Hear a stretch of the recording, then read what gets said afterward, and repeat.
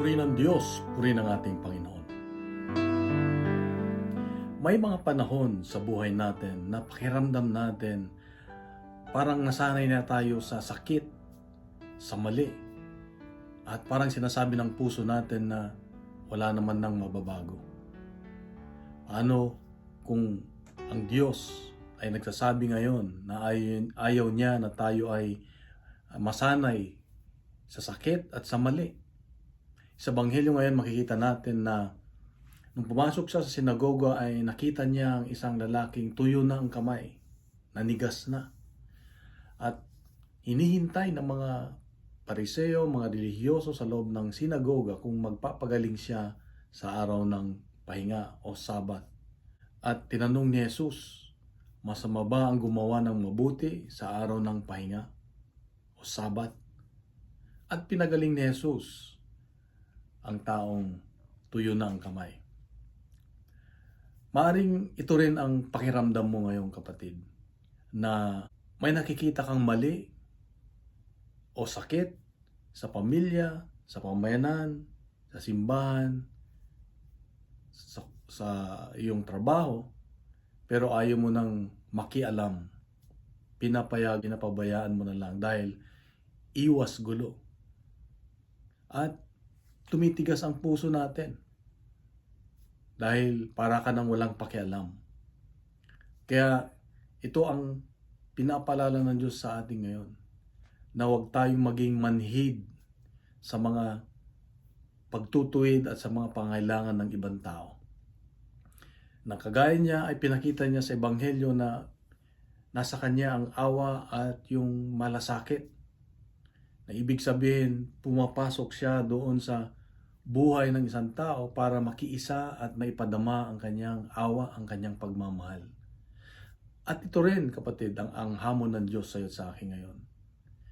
Maaring merong kang nakikita na hindi tama, lalo na sa pamilya, sa relasyon, pero nagbubulag-bulagan ka dahil ayaw mong makialam o ayaw mong mapasama sa gulo. Ito yung pinapalala at hamon ng Diyos sa iyo at sa akin ngayon, na gumawa tayo ng mabuti kahit hindi komportable. Dahil ito ang ating misyon. Ito ang dahilan kung bakit ipinapakita ng Diyos ang isang sitwasyon para tayo ay magamit niya na maging daluyan ng pagpapagaling, daluyan ng biyaya para sa iba. Ang tanong, magpapagamit ka ba? Ang tanong ay, papayagan mo ba ang Diyos na gamitin ka para magkaroon ng kagalingan o magkaroon ng pagtatama sa mali? Kaya nga, sa oras na ito ay hinihiling natin sa Diyos na tayo ay bigyan ng lakas para kahit na mahirap ay sasamahan tayo ng Diyos, bibigyan na tayo ng karunungan at kaalaman para maging instrumento ng Diyos na maging maayos ang lahat. Kaya't manalangin tayo. Panginoon, ang namuong katigasan sa aking puso, ang walang pakialam sa iba, ay tanggalin mo, Panginoon, aking isinusuko. Palambutin mo ang puso kong nanigas na, at palitan mo ng pusong mapagmahal, maawain at may malasakit sa iba. Salamat, Panginoon, sa paalala mo sa akin sa araw na ito. Sa ngalan ng Ama at ng Anak at ng Espiritu Santo. Amen. Kung nagustuhan po natin ang ating reflection ngayon, ay bahagi natin sa social media at gawin natin viral ang salita ng Diyos. Punuin natin ng good news ang social media araw-araw. At kung mayroong isang salita na gagamitin ng Diyos para mapalambot ang ating matigas na puso, ano ito?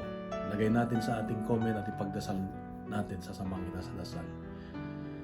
Isang mawagpalang araw sa iyo, sa buhay. God bless and God is good.